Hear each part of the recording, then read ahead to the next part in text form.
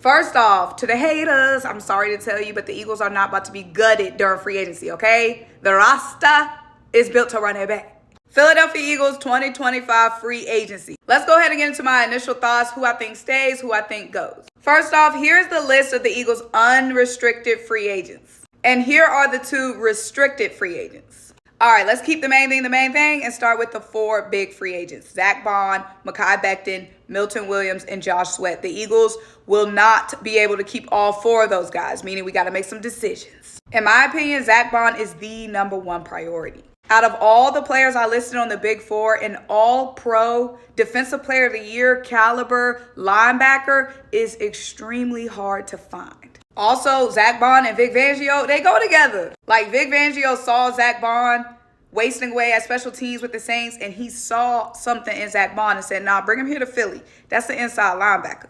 I don't see Vic and Zack Baun breaking up. Mekhi Becton is the only Eagles offensive starter that isn't locked up for next season. I think he's the next guy that we lock up. We know how much this team prioritizes the offensive line, and Mekhi Becton making that switch from tackle to guard, baby, that was gold. The same way I said linebackers of Zack Baun's caliber, you just don't find them.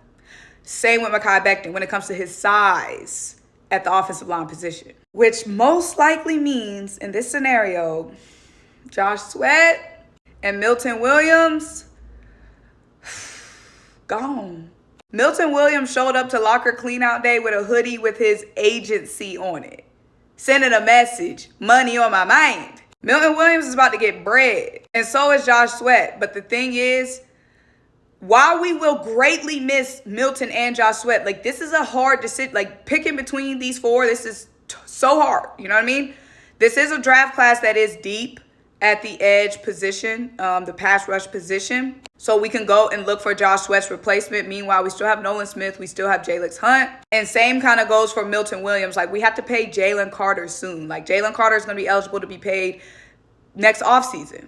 And it's easier to find. I'm saying easier in quotes because these are big bosses still. It's easier to find defensive tackles like in the draft and free agency. You know what I mean? Especially when you have an anchor like Jalen Carter. You're just trying to build around them.